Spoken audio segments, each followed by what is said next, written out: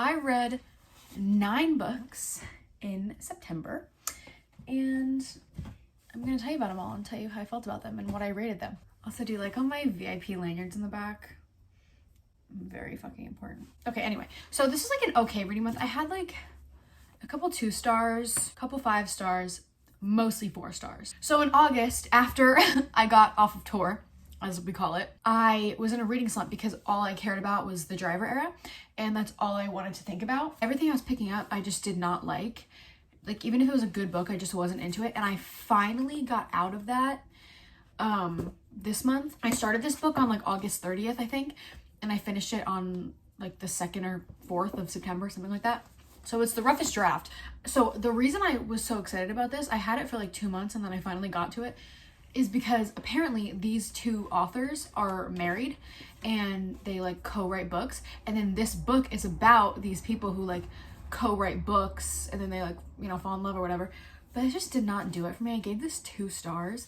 It wasn't bad, and I can't decide if I just didn't like the book or I was just in a reading slump. But either way, this just wasn't for me. I didn't really like it. Basically about these like people, Katrina and Nathan, and they're like co-authors, and they write this like book, and it like blew up. It was like a huge book, like bestseller.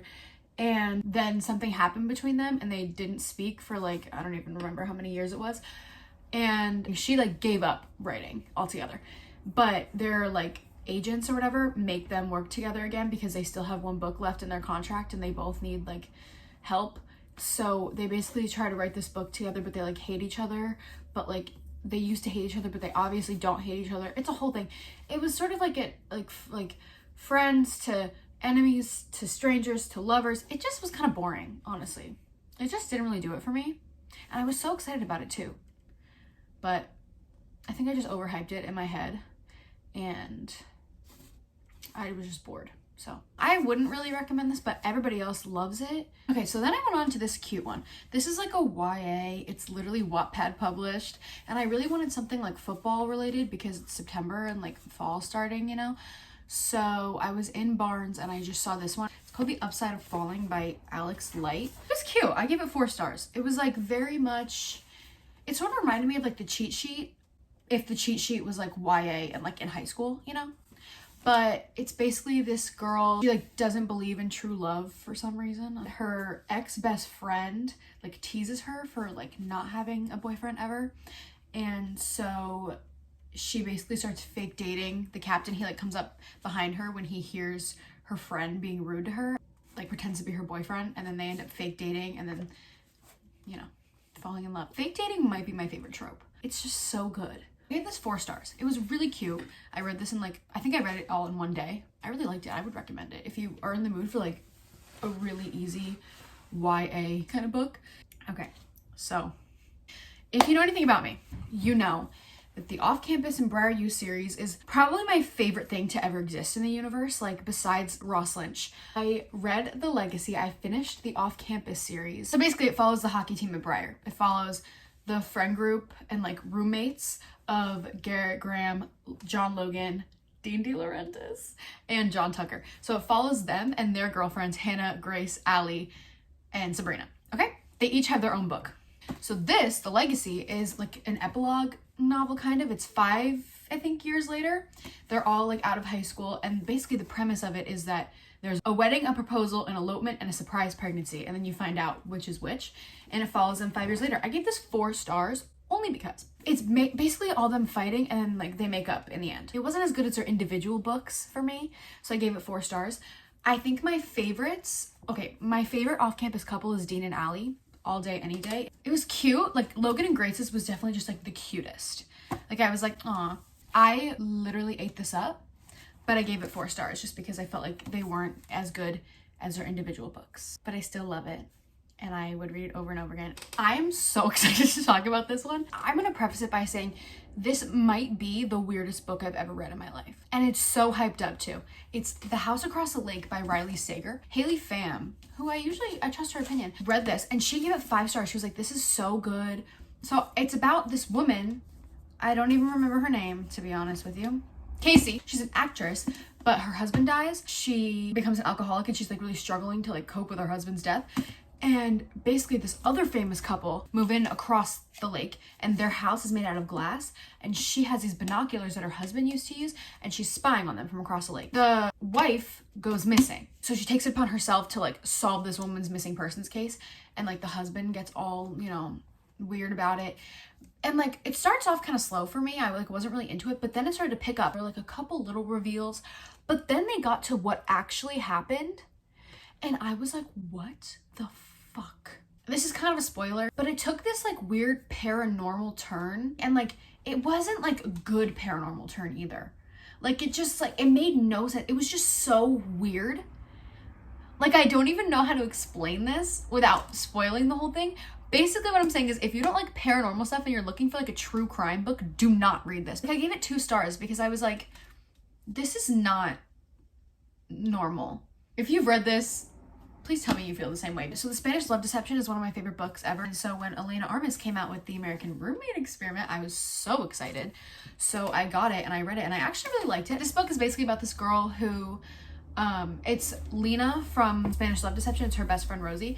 And she has like her apartment ceiling caves in. So she goes and stays at Lena's, apartment in Brooklyn. She like thinks this guy is trying to break in, but she comes to find out that it's actually Lena's cousin who's in from Spain. He's like on vacation. He is supposed to be staying at the apartment, but Lena, and this is the best part, Lena and Aaron aren't home because they're on their honeymoon. They're married.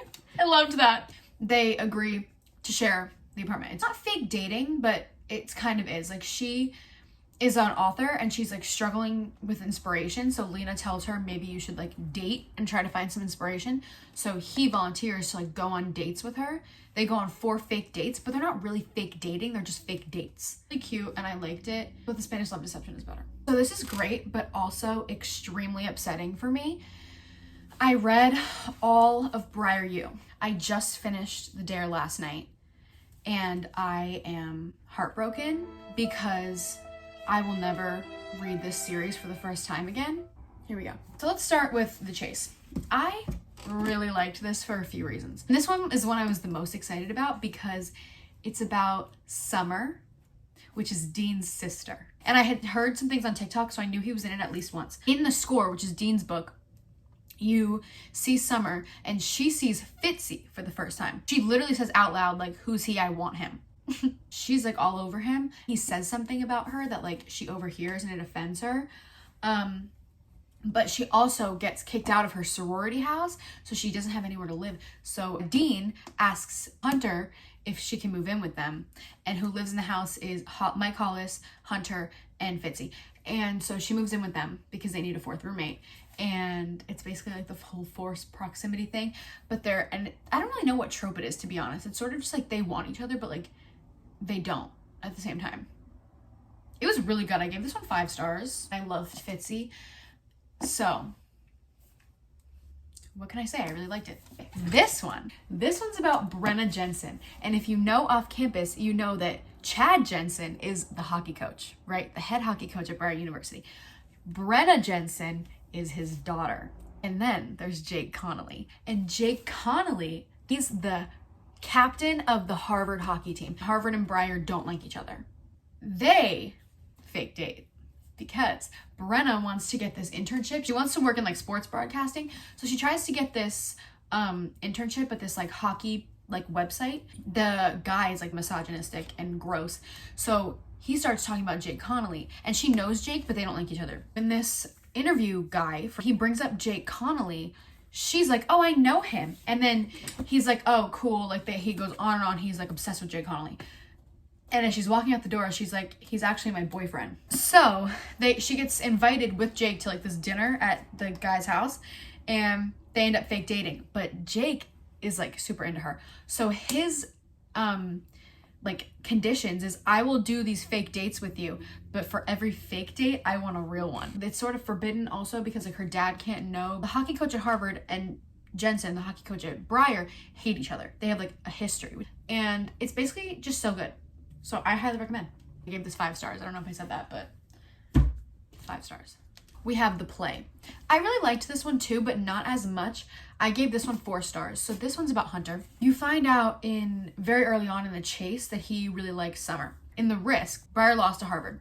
So Hunter decides, well, obviously there's only one answer as to how to make this better for me and my team, and that's to be celibate. He meets this girl, Demi, and Demi and him have to work on a school project together because they're in a psych class together. He has a boyfriend, so he's like, I don't have to worry about this, right? He doesn't have to worry about like being attracted to her because he can't do anything anyway. Her and her boyfriend break up, which you find out why. It's like a whole thing.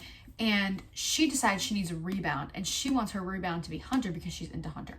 But Hunter's like, no. She basically, the whole thing is her like trying to seduce him, but not like in a disrespectful way. And they fall in love, and it's really cute. I don't think I explained that very well, but whatever. This is The Dare, which is the last book in the off-campus universe. So I also gave this one 4 stars. I gave it 4 stars because I liked the book. Connor is like the star hockey player also, but he has like a rough past. You find out all about that. And so she struggles with her body image a lot. She's in a sorority, and she has this girl, Abigail, who's always been a bitch to her. We call it the game Dare or Dare. And during a party, Abigail dares Taylor to go try and seduce a guy. And she says she has to seduce Connor Edwards, who's like the super hot hockey player.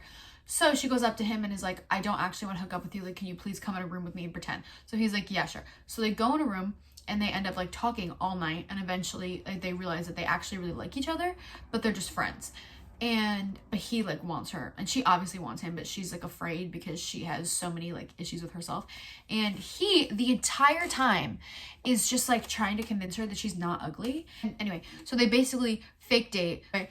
I will say there was also like the miscommunication trope in this book, which I didn't like. It got a little boring at the end, but I liked it nonetheless. The only reason I like didn't love it as much as the other ones was because in like all the other off-campus books, you know all the main guys from the friend group, but Connor, you only meet him in The Play. So you meet him in like the book before this, whereas all the other ones, like, you know them from book 1. So it was a little weird as to why she didn't give Hollis a book and she gave this random guy a book, but I liked him nonetheless. So I don't know, I gave it 4 stars. It was not my favorite, but it was really good. I would also just read literally anything from that universe and like it. So those were all the books I read in September. It's pretty good. I read 5 books from the off-campus universe this month because I'm disgustingly obsessed with it. I'm excited for October. I want to read some thrillers, but like right now I'm not in a thriller mood. So if you want to follow me on my social media, that'd be great. I want to be TikTok famous so bad. So bye.